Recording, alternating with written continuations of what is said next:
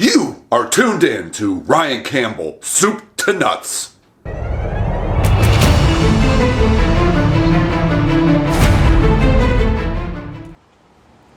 Ryan Campbell, Soup to Nuts, with another episode for that. Alright, we got some problems on the Murano that we just did all the work to. All the valve cover gaskets and spark plug tube seals. I had to replace the whole valve cover. That's in the last video. You could see more detail, whatever, but just did a bunch of work. It's throwing missing codes, and it's running like crap. That's just what's happening. So I looked at it a little bit off camera. I checked it out a little bit, and I think what it's coming down to is the cam sensors, because about a few weeks ago, it's not doing it right now, but I hooked up the code reader, the scanner. A few weeks ago, it did throw code for one of the cam sensors. I forgot which one. There's two of them. So now it's the missing. And then I also hooked up a voltmeter, a oscilloscope to it, and it's not exactly the way it should be. It's not way off, but it's also not proper. So it could be a problem, it could be the problem, it could be nothing, and I'm just freaking wasting my goddamn time and money. We'll find out. I'll find out. Coming up. Right now. We're going to get into it. Because I said so. That's right. Don't forget to subscribe down below. Hit the subscribe button. Hit the little bell dingy. Little guy, so you get notified when this guy here drops you some new fresh content. Keeps you on your toes. Make sure you also give me a like and comment, and tell me, hey Ryan, you sucker. You're awesome, dude. All right, we're gonna get to it right now.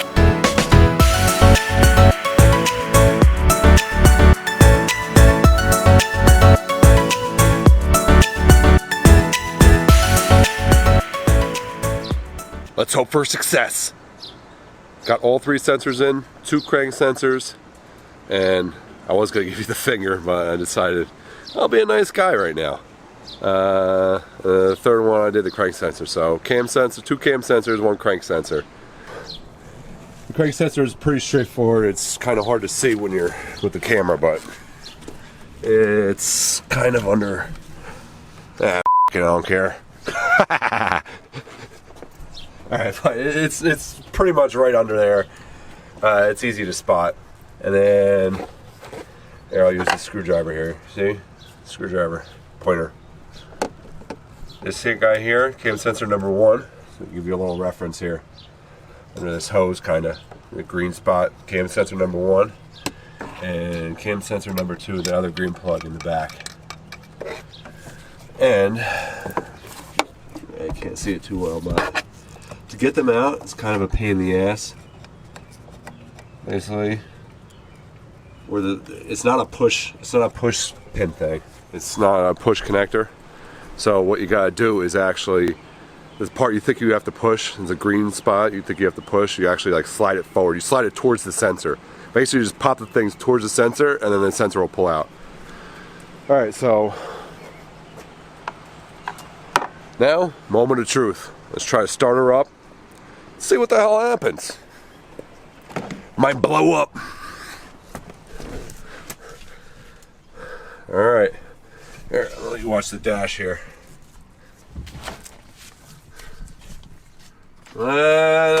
Here, hold on.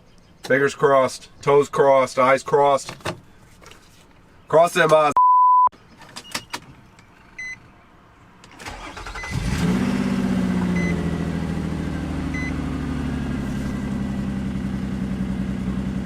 Still has the engine light, but it might need to be reset, or it might need to self-adjust.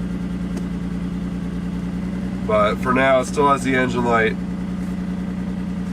Ignore that. You don't see nothing here.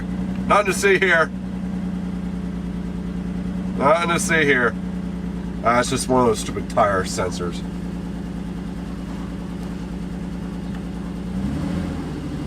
And it's kind of running like crap.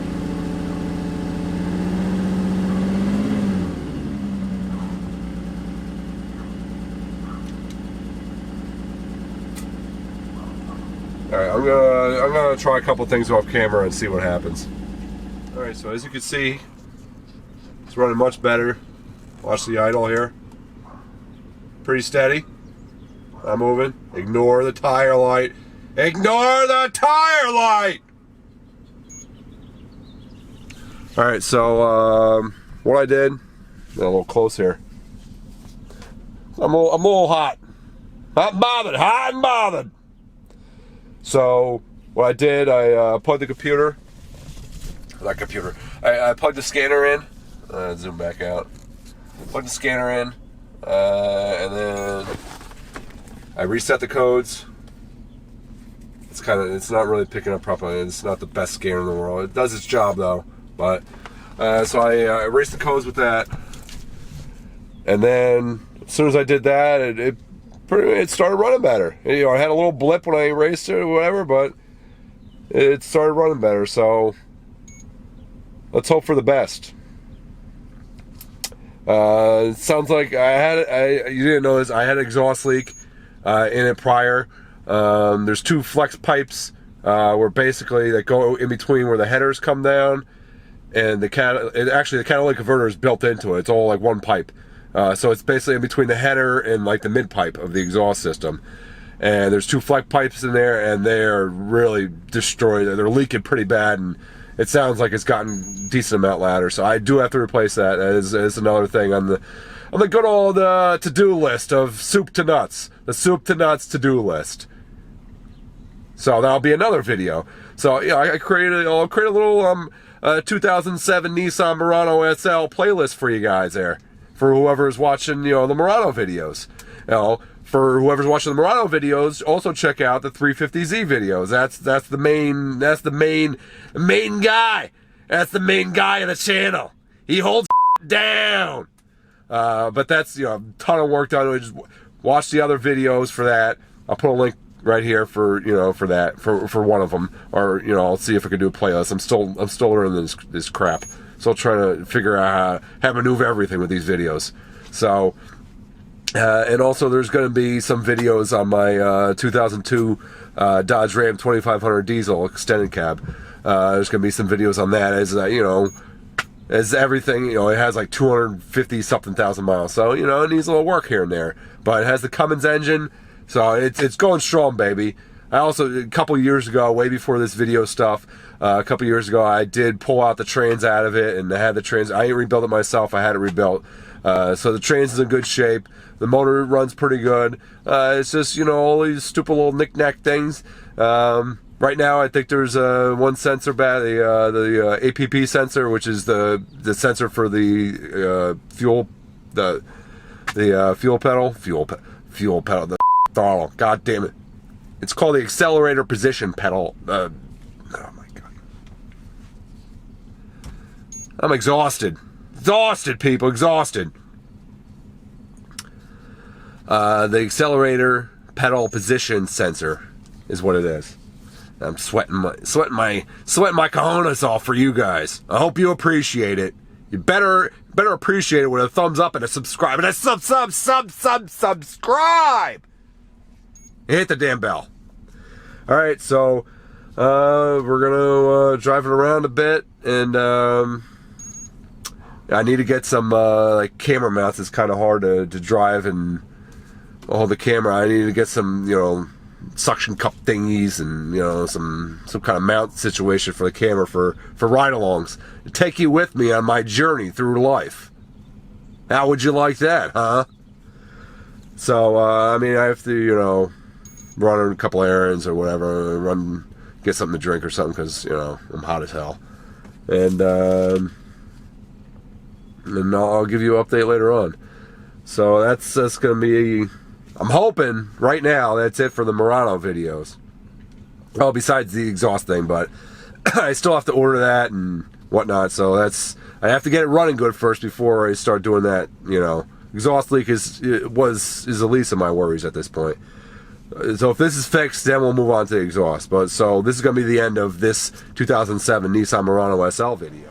Okay, a few things have changed with the Murano situation. The last video you saw, I thought I had it fixed.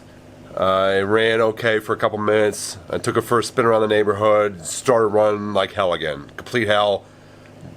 Missing like crap, missing like insane bucking and the whole nine, the whole shebang. So did a code reader, it came up with P0300, which is random misfire, and P0304, which is cylinder 4 misfire.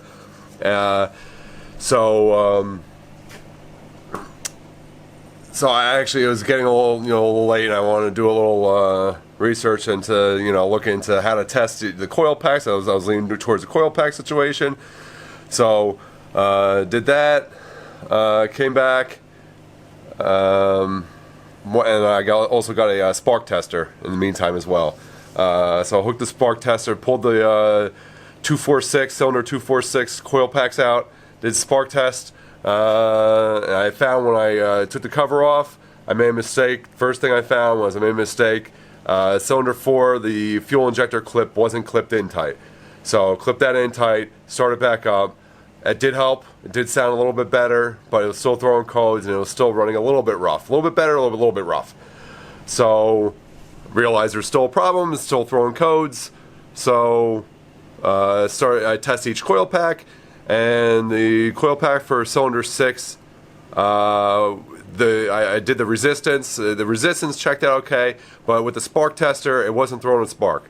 So I even plugged that same coil pack into one of the other plugs for cylinder 2, just to see potentially, possibly, maybe there's something wrong with the connector or the clip or something like that. Still didn't throw a spark. So that also, I was like, you know what? Let me just go get one coil pack. These things are expensive to get the good ones. They're they're $80-$90 a piece for the good one. The cheap Chinese ones you can get a pack for the whole engine for $60, but you're just gonna be chasing problems every few months, just chasing constant problems. You might be getting stuck places too. Found on the side of the road. So this is where we're at now. So I got a Denso made in Japan coil pack. Threw that in there and sounds a lot better. Seems like it's running smooth. But we're gonna go on a little test ride.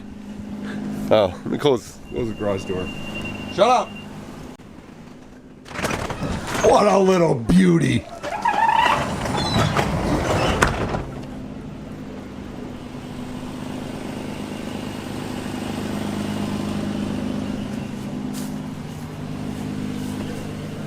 Alright. It still has engine light. For some reason the scanner wouldn't delete it. I tried to delete it with the scanner, but for some reason it wouldn't do it. So we're gonna go up and down the block here and see what happens. Get the old seatbelt on. Obey the law, folks. You don't want to die. Don't die today.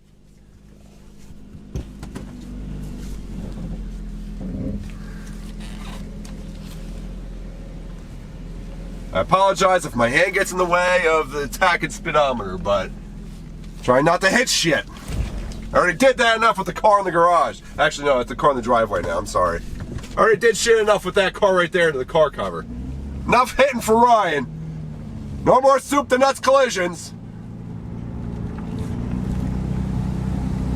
And remember, it does have an exhaust leak, so you might hear, a little noise from that. Seems a lot better. We might have found our culprit, ladies and gentlemen. Might have found a little criminal.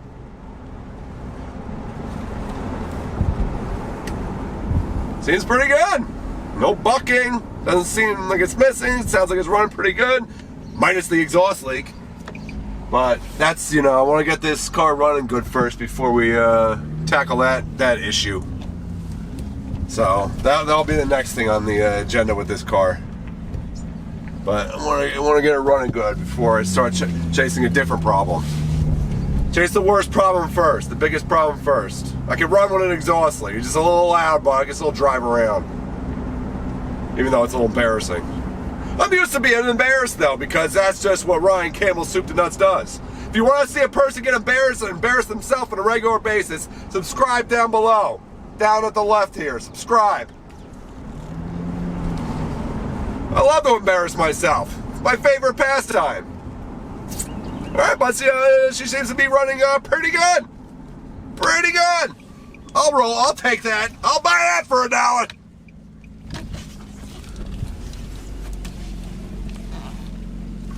Seems pretty good. Hopefully that light turns off or I'll hook the scanner back up, but I'm excited, people. I'm excited. And that shall conclude the episode on the 2007 Nissan Murano SL. Drive fast, take chances!